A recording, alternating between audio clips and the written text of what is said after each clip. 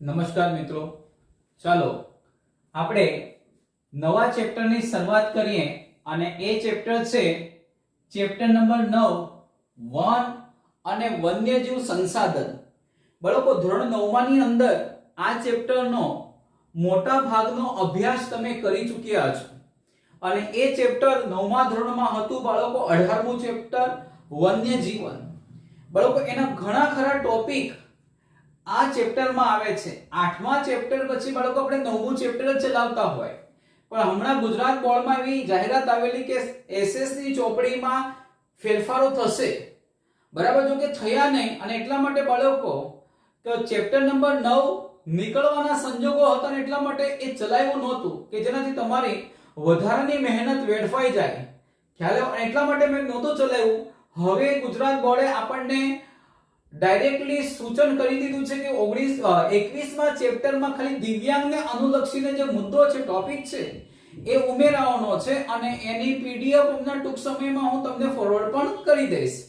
એટલે ચોપડીમાં કોઈ ચેન્જીસ નથી અને એટલે હવે ચેપ્ટર નંબર 9 નો આપણે અભ્યાસ કરી લઈએ. વન અને વન્યજીવ સંસાધન વિશે માહિતી મેળવીએ તો આ ચેપ્ટરની અંદર બાળકો તમારે ભણવાનું શું છે? તો આ ચેપ્ટરમાં બાળકો તમારે 1 માર્ક્સનો પહેલો સવાલ છે અક્ષત વનસ્પતિ. ત્યાર પછી બાળકો જંગલોનું વર્ગીકરણ જે બે પ્રકારે પાડ્યા છે, આ અવારનવાર પરીક્ષામાં તમને પૂછાય છે. બાળકો સૌથી મહત્વનો આ ચેપ્ટરનો સવાલ એટલે નિર્વનીકરણનો અર્થ આપી તેની અસરો. આ અસરો તમને 3 માર્ક્સમાં પૂછાય છે. ત્યાર પછી બાળકો ભારતનો વૈવિધ્યસભર વન્યજીવ છે. બાળકો આમાંથી તમને વિકલ્પો, ખાલી જગ્યા અને ખરા ખોટા પૂછાય છે. અમુક બાબતો જે સૂચન કરીશ એના પર ખાસ હાઇલાઇટ કરજો કારણ કે તમને ઉપયોગી બનશે. આ સિવાય બાળકો આ ચેપ્ટરમાં વન્યજીવો વિનાશ માટેના જે કારણો છે અને એને અટકાવવાના ઉપાયો, સાથે સાથે વન્યજીવોના સંરક્ષણ માટે સરકારે કરેલા ઉપાયો એ ખાસ મહત્વના છે. એ જે 6 યોજના છે બાળકો, 6 યોજનામાંથી કોઈ પણ એક યોજના 2 માર્ક્સમાં પૂછાય છે. 6 યોજના સર એટલે શું? તો બાળકો વન્યજીવોના સંરક્ષણ માટે પ્રોજેક્ટ ટાઈગર, પ્રોજેક્ટ એલિફન્ટ, ઘડિયાળ પરિયોજના, બાળકો ગેંડા પરિયોજના, હિમદીપડા પરિયોજના અને ગીધ પરિયોજના, આ 6 પરિયોજના છે એનો અભ્યાસ કરવાનો છે અને કોઈ પણ બે તમને કોઈ પણ એક 2 માર્ક્સમાં પરીક્ષામાં પૂછી શકાય અને આખો સવાલ તમને 4 માર્ક્સમાં પૂછી શકાય. ત્યાર પછી સાથે સાથે એક 3 માર્ક્સનો સવાલ છે વન સંરક્ષણ અંગેના ઉપાયો. તો એ આપણે હવે પછીના નેક્સ્ટ લેક્ચરમાં ભણવાના છે. તો આમ ઓલ ઓવર અને છેલ્લો મુદ્દો છે બાળકો અભયારણ્ય, રાષ્ટ્રીય ઉદ્યાન અને જૈવ આરક્ષિત ક્ષેત્ર વિશે માહિતી આપો. તો આવો આખા ચેપ્ટરમાં તમારે આટલા ટોપિકોનો અભ્યાસ કરવાનો છે. હું તમને ફરી પાછો કહું બાળકો, આનો મોટા ભાગનો અભ્યાસ તમે 9મા ધોરણમાં કરી આવ્યા છો. તમારા માટે આ સરળ ચેપ્ટર છે. તેમ છતાં બાળકો અમુક ખાલી જગ્યાને વિકલ્પમાં હું તમને સૂચન અને સજેશન કરું ને એને ખાસ હાઇલાઇટ કરજો. ઓકે, તો ચાલો પહેલો જ ખૂબ મહત્વનો સવાલ છે બાળકો કે અક્ષત વનસ્પતિ કોને કહેવાય? તમારી જે બાળકો આ ચેપ્ટરની જે શરૂઆત છે એ શરૂઆતના ચેપ્ટરનો જે પેરેગ્રાફ છે એ પેરેગ્રાફમાં બાળકો અક્ષત વનસ્પતિ એટલે શું એની રજૂઆત કરી છે.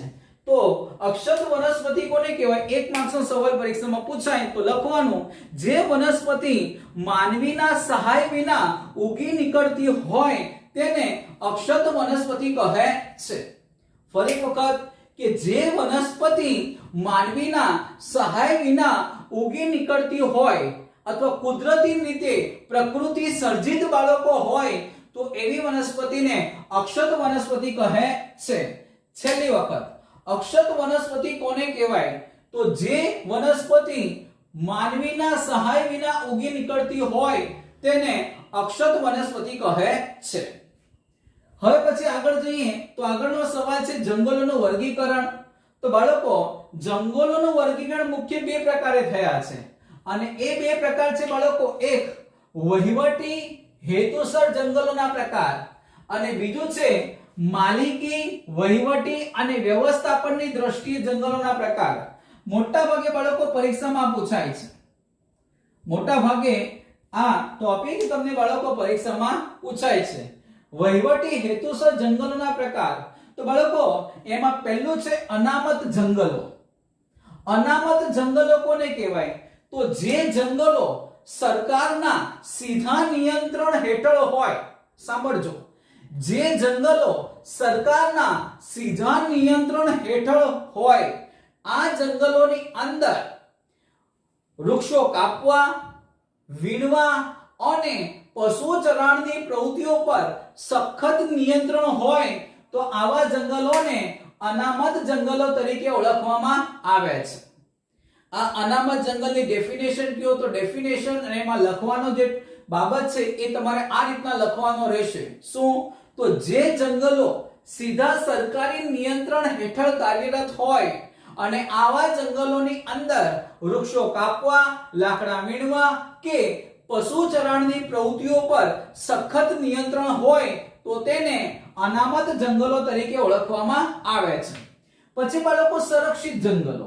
તો આ બંનેમાં બાળકો તફાવત છે. આ બંનેમાં શું છે? તફાવત. બાળકો આ સીધા સરકારી નિયંત્રણ હેઠળ હોય છે. આ પણ બાળકો સરકારના બાળકો નીચે જ કાર્યરત હોય છે, પરંતુ અનામત જંગલોની અંદર લાકડા કાપવા, વીણવા અને પશુ ચરાણની પ્રવૃત્તિઓ પર સખત પ્રતિબંધ હોય છે.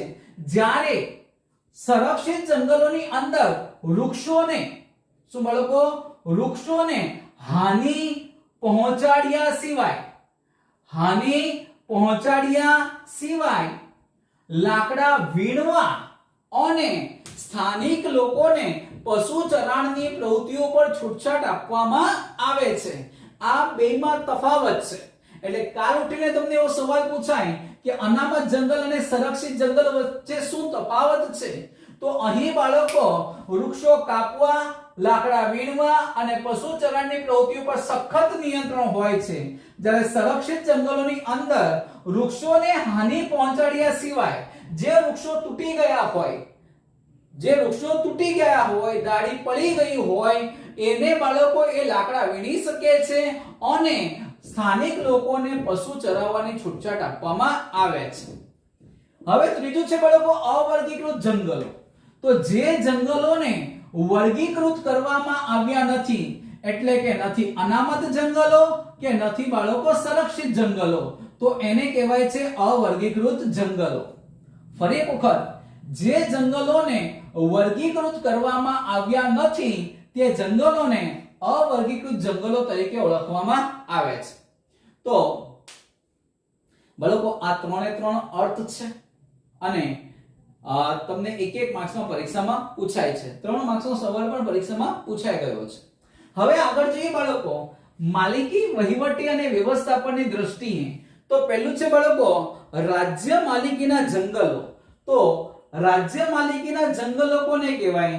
તો જે જંગલો કેન્દ્ર સરકાર અને રાજ્ય સરકાર ના નિયંત્રણ હેઠળ હોય તો એને કહેવાય છે રાજ્ય માલિકીના જંગલો. શું?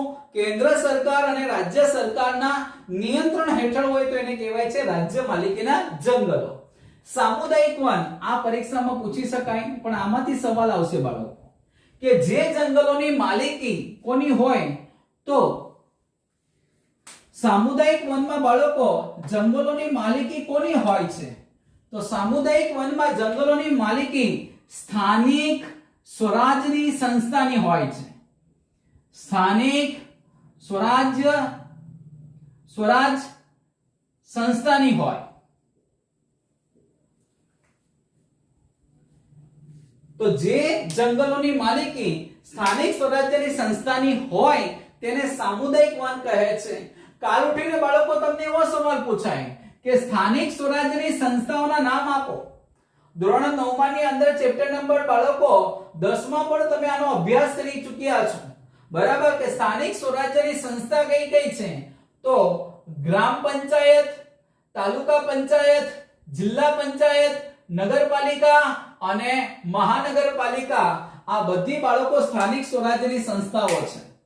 ખ્યાલ આવ્યો?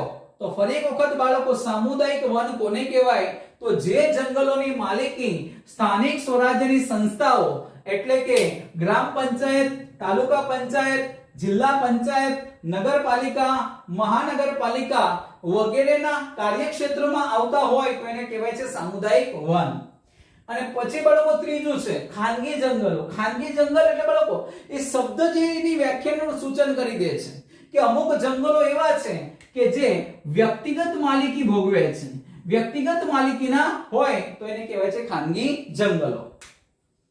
હવે લોકો તમને આ સવાલ પરીક્ષામાં પૂછી શકાય કે ખાનગી જંગલો, જોજો, રાજ્ય માલિકીના જંગલો, સામુદાયિક વન કે અનામત જંગલ, સંરક્ષિત જંગલ કે અવર્ગીકૃત જંગલો, આવો બાળકો એકે સવાલ નથી. આ 6 પ્રકારની વાત કરીએ તો એટલે 3A અને 3A, આ 6 પ્રકારની વાત કરીએ તો બાળકો આ જ પ્રકારમાં બાળકો એક અલગ આવે છે કે ખાનગી જંગલો આપણને કયા કયા રાજ્યોમાં જોવા મળે છે.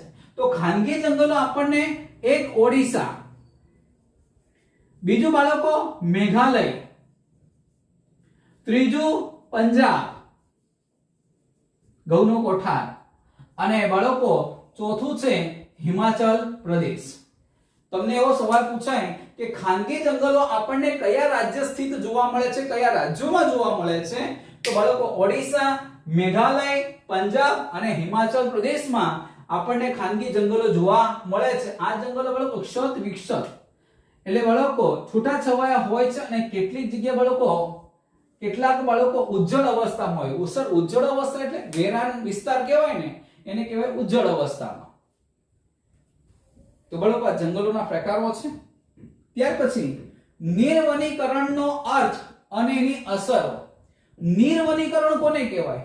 તો કુદરતી અને માનવીય પરિબળો દ્વારા જંગલોનો જે વિનાશ થઈ રહ્યો છે અથવા જંગલો જે નષ્ટ થઈ રહ્યા છે એને કહેવાય છે નિર્વનીકરણ. ચોપડીમાં તમે જોશો ને તો જંગલોનો જે નષ્ટ થાય છે ને એને જ કહેવામાં આવ્યું છે નિર્વનીકરણ. પણ તમારે એકદમ સુવ્યવસ્થિત ડેફિનેશન અને વ્યાખ્યા લખતા શીખવાનું કે કુદરતી અને માનવીય પરિબળો દ્વારા જંગલોનો જે વિનાશ થઈ રહ્યો છે એને નિર્વનીકરણ કહે છે. શું? કુદરતી અને માનવીય પરિબળો દ્વારા જંગલોનો જે વિનાશ થઈ રહ્યો છે તેને નિર્વનીકરણ કહે છે. કાલ ઉઠીને બાળકો તમને એવો સવાલ પૂછાય કે જંગલોના વિનાશથી કઈ કઈ અસરો સર્જાય છે. જંગલોના વિનાશથી કઈ કઈ અસરો સર્જાય છે? તો નંબર 1 એને નિર્વનીકરણની અસર પણ કહેવાય. તો બાળકો વાતાવરણમાં કાર્બન ડાયોક્સાઇડની માત્રામાં વધારો થાય છે. આપણને ખબર છે બાળકો કે જંગલોનો જો નાશ થશે, જંગલો બાળકો જો નષ્ટ થતા જશે તો હવામાં રહેલા કાર્બન ડાયોક્સાઇડનું શોષણ થતું બાળકો બંધ થશે. એટલે કાર્બન ડાયોક્સાઇડનું પ્રમાણ શું થશે? વધતું જશે અને મનુષ્યને પ્રાણરૂપી એવો ઓક્સિજન વાયુનું પ્રમાણ ઘટતું જશે. અને આજે હમણાં વર્તમાન સમયની અંદર બાળકો આ જ પરિસ્થિતિ આપણને જોવા મળે છે. કઈ પરિસ્થિતિ? તો એક બાજુ જંગલોનો શું થઈ રહ્યો છે? વિનાશ. એક બાજુ જંગલોનો નાશ થઈ રહ્યો છે, વૃક્ષોનું નિકંદન થઈ રહ્યું છે અને એના કારણે બાળકો હવામાનમાં, વાતાવરણમાં કાર્બન ડાયોક્સાઇડની માત્રામાં દિન પ્રતિદિન શું થઈ રહ્યો છે? વધારો. હરિતગૃહ પ્રભાવની અસરો વધારે ઘેરી બને છે.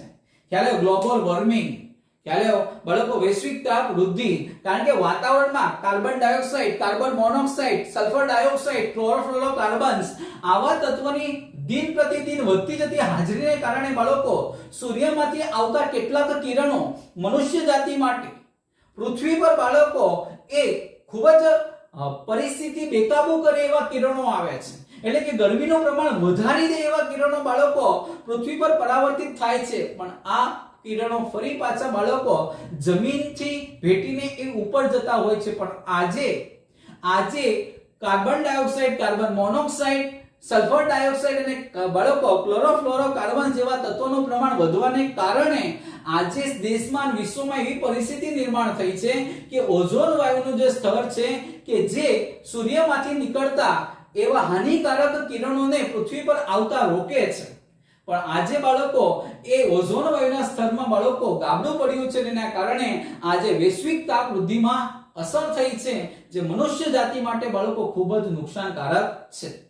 બાળકો 16 સપ્ટેમ્બર છે ને, 16 સપ્ટેમ્બર એને વિશ્વ ઓઝોન દિન તરીકે ઉજવવામાં આવે છે.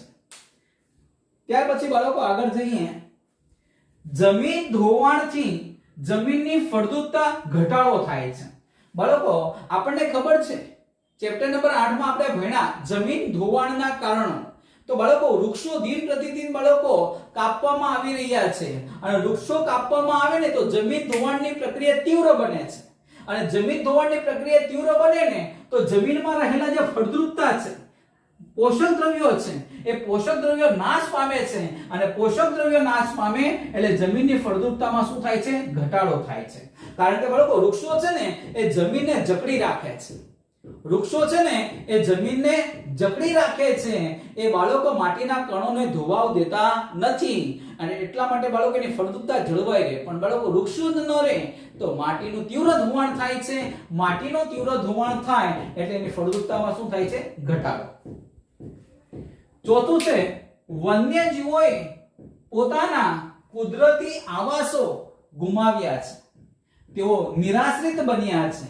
બાળકો વન્યજીવો રહે ક્યાં? જંગલોની અંદર, વનની અંદર. પણ આજે જંગલો અને વનનો દિન પ્રતિદિન પ્રમાણમાં ઘટાડો થવાથી જંગલો અને વનનો બાળકો દિન પ્રતિદિન પ્રમાણ ઘટી રહ્યો છે, જંગલોનો વિનાશ થઈ રહ્યો છે, વનની બાળકો નાશપાય અવસ્થા જોવા મળી રહી છે અને એના કારણે જે વન્યજીવો માટે પોતાના કુદરતી આવાસો છે એ આવાસો શું થઈ ગયા છે બાળકો? છીનવાઈ ગયા છે. પોતાના કુદરતી આવાસો ગુમાવ્યા છે ને તેઓ શું બન્યા છે? નિરાશ્રિત. નિરાશ્રિત એટલે આશ્રય વગરના. જેના કારણે થાય શું ખબર? બાળકો આ વન્યજીવો નિરાશ્રિત થવાને કારણે આ વન્યજીવો વસવાટના ક્ષેત્રો તરફ આવી ચડે છે. ક્યાં વસવાટ? કે જ્યાં મનુષ્ય વસવાટ કરે છે. અને બાળકો અને આ માંસાહારી જીવો દ્વારા જંગલની નજીકના ક્ષેત્રોમાં વસતા પશુપાલકોના પ્રાણીઓને મારણના પ્રશ્ન વધુ બન્યા છે અને એટલા માટે ઘણીવાર પછી છે ને જે પશુપાલક જે છે એ પણ બાળકો ઘણીવાર પોતાના જે પ્રાણીઓ છે એ જે પાલતુ પ્રાણીઓ છે, પશુપાલકો છે, એને પોતાના પ્રાણીઓ પણ ગુમાવવા પડે છે. મારણના પ્રશ્નો ઊભા થાય છે. રણ વિસ્તાર આગળ વધી રહ્યો છે એ પણ બાળકો આપણા માટે એક વિચારવા જેવો પ્રશ્ન છે. એટલા માટે રણ વિસ્તારને આગળ વધતું અટકાવવા માટે બાળકો ઝાડી ઝાકરાનું વાવેતર કરવું એ ખૂબ જ જરૂરી છે. ભૂગર્ભની સપાટી ઊંડી જઈ રહી છે. ભૂગર્ભ જળ પીવા લાયક પાણી હોય ને બાળકો તો પૃથ્વીના પેટાળમાં છે અને આ ભૂગર્ભ જળ બાળકો ભૂગર્ભ સપાટી દિન પ્રતિદિન બાળકો નીચી જઈ રહી છે. એની પાછળનો મૂળ રીઝન શું છે? તો જંગલો અને વનોનો વિનાશ થઈ રહ્યો છે, બરાબર. અને એના કારણે બાળકો વરસાદ છે ને એ અનિયમિત થતો જાય છે. કારણ કે આપણને ખબર છે વૃક્ષો વાવો, વરસાદ લાવો. પણ આજે વૃક્ષો જ બાળકો દિન પ્રતિદિન બાળકો ઓછા થાય છે અને એના કારણે બાળકો વરસાદ નિયમિત આવતો નથી. વરસાદ નિયમિત આવતો નથી એટલે બાળકો એની સીધી અસર ભૂગર્ભ જળ પર થાય છે. કારણ કે બાળકો વરસાદનું પાણી ધીમે ધીમે બાળકો પૃથ્વીના પેટાળમાં જાય છે અને આ પેટાળનું પાણીનું જે જળ સ્તર છે એ ઊંચું આવે છે. પણ એના માટે વરસાદ આવવો જરૂરી છે અને વરસાદ લાવવા માટે વૃક્ષો, વનો, જંગલો હોવા જરૂરી છે. પણ આજે જંગલોનો શું થઈ રહ્યો છે? વિનાશ થઈ રહ્યો છે અને એની સીધી અસર બાળકો ભૂગર્ભ સપાટી પર જોવા મળે છે. બાળકો નિર્વનીકરણની અસર જો પૂછાય ને તો એ તમને 3 માર્ક્સમાં પૂછાય. તો 3 માર્ક્સમાં તમારે ડેફિનેશન પણ લખવી પડે અને 6 મુદ્દા પણ લખવાના હોય છે. ત્યાર પછી બાળકો ભારતનો વૈવિધ્યસભર વન્યજીવ. આમાંથી છે ને તમને વિકલ્પ ખાલી જગ્યા ખરા ખોટામાં એક વાક્યના સવાલ જવાબમાં પૂછી શકાય. મોટા ભાગે બાળકો પૂછાય તો ખાલી જગ્યા અને વિકલ્પમાં. ભારતમાં આબોહવા અને ભૂપૃષ્ઠની દ્રષ્ટિએ ઘણી વિવિધતા જોવા મળે છે. હા બાળકો, આબોહવાની વાત કરીએ કે ભૂપૃષ્ઠની દ્રષ્ટિએ બાળકો વાત કરીએ તો ખૂબ વિવિધતા જોવા મળે. એક તો પહેલી બાબત, ભારત એક એવો દેશ છે બાળકો જેને ખૂબ મોટા પાયા પર દરિયા કિનારો મળેલો છે, 7516 કિલોમીટરનો. ખ્યાલ. બીજી એક બાબત, ભારત દેશની 3 સીમાઓ છે ને એ સમુદ્રથી ઘેરાયેલી છે. ખ્યાલ. દક્ષિણમાં બાળકો હિન્દ મહાસાગર છે, પશ્ચિમમાં અરબ સાગર છે અને પૂર્વમાં બંગાળની ખાડી છે અને બાળકો હા ઉપર જો તો હિમાલય બિરાજમાન છે. આ આપણી બાળકો દેશની શું છે? ભૂપૃષ્ઠતા છે. આ ભૂપૃષ્ઠતા એ આપણી એક પ્રકારની શું છે બાળકો? વિવિધતા છે. ખ્યાલ. અને આ ભૂપૃષ્ઠતાને કારણે જ બાળકો ભારત દેશ મસ્ત મજાની 3 ઋતુઓનો પણ અનુભવ કરે છે. વિશ્વમાં આ વિવિધતા ખૂબ ઓછી છે.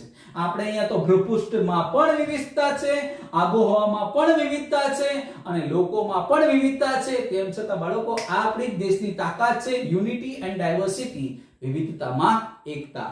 તો બાળકો ટોપિક પર આવીએ તો ભૂપૃષ્ઠની દ્રષ્ટિએ વિવિધતા જોવા મળે છે. મેં તમને કીધું કે ઉત્તરમાં હિમાલય, પશ્ચિમમાં અરબ સાગર, દક્ષિણમાં હિંદ મહાસાગર અને બાળકો પૂર્વમાં બંગાળાની ખાડી એ આપણી વિવિધતા. આ ભૌગોલિક વિવિધતાને કારણે જીવજંતુઓ, પશુ પક્ષીઓ અને વનસ્પતિમાં વિવિધતા જોવા મળે છે. બાળકો ભારતમાં રહેલી આ વિવિધતાને કારણે જીવજંતુઓથી માંડીને પશુ પક્ષી અને પશુ પક્ષીઓથી માંડીને વનસ્પતિમાં પણ વિવિધતા જોવા મળે છે. હિમાલયમાં બાળકો મસ્ત મજાનું ફળ સફરજનનું બાળકો ઉત્પાદન થાય છે, જ્યારે ત્યાં ઘઉંનું ઉત્પાદન પોસિબલ નથી બનતું. જ્યારે ગુજરાતમાં ઘઉંનું ઉત્પાદન થાય છે બાળકો, પણ ત્યાં સફરજનનું ઉત્પાદન પોસિબલ નથી બનતું. ખ્યાલ આવ્યો બાળકો?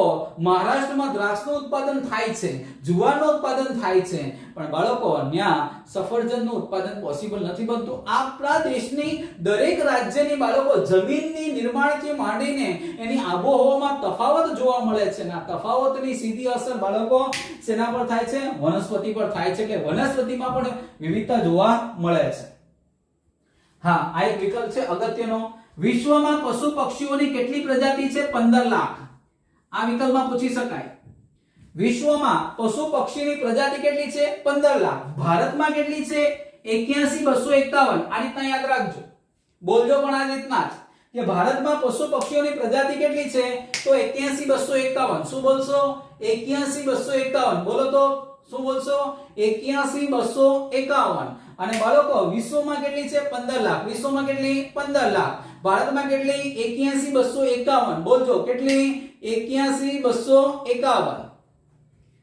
આ પણ સવાલ અગત્યનો છે. જૈવ વિવિધતામાં વિશ્વમાં ભારતનો ક્રમ કેટલામો છે? 12મો.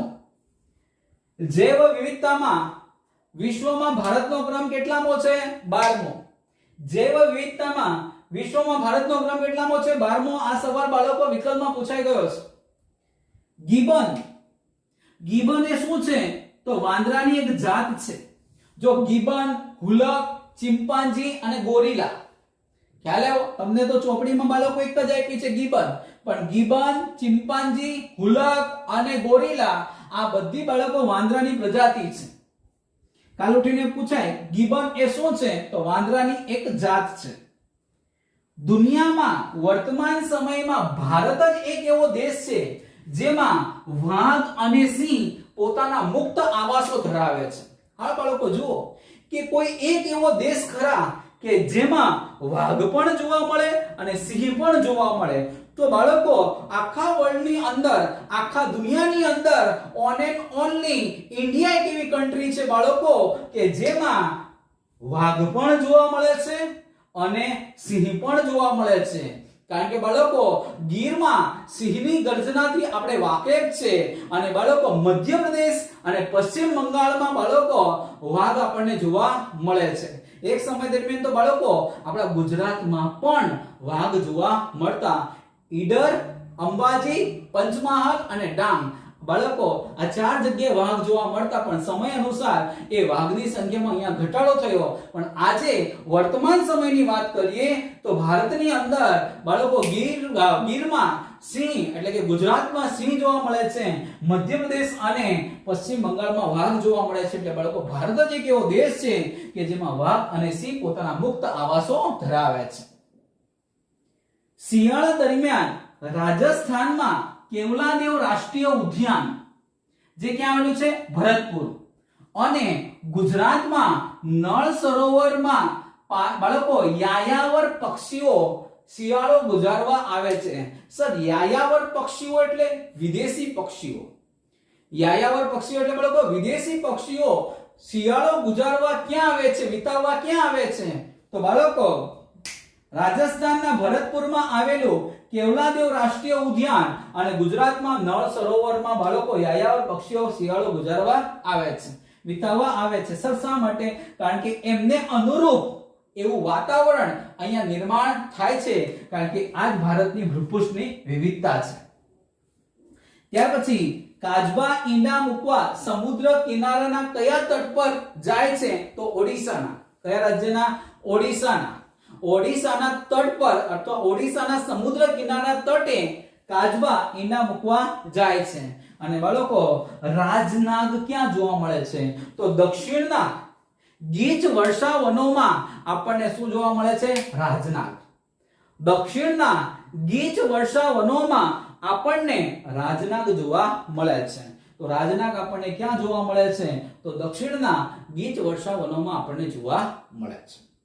તો બરાબર, આ જે ટોપિક ચાલ્યો ને આમાં જે અંડરલાઈન કરી છે એ ખાસ યાદ રાખજો. એ તમને ખાલી જગ્યાએ વિકલ્પ અને ખરા ખોટામાં પૂછી શકાય. એસએસ ની અંદર બાળકો જે હેતુલક્ષી છે 24 માર્ક્સનો જે પૂછાય છે એમાં તમારે ખાસ ધ્યાનમાં રાખવાની નાનામાં નાની બાબતોને બાળકો અટેન્ડ કરતા શીખજો, યાદ રાખતા શીખજો, કારણ કે એ જ તમને મોટો ફાયદો કરાવશે. ઓકે, તો બાળકો આજે જેટલું ચાલ્યું છે એટલું તમારે પાકી નોટબુકમાં એક વખત લખવાનું રહેશે. ઓકે.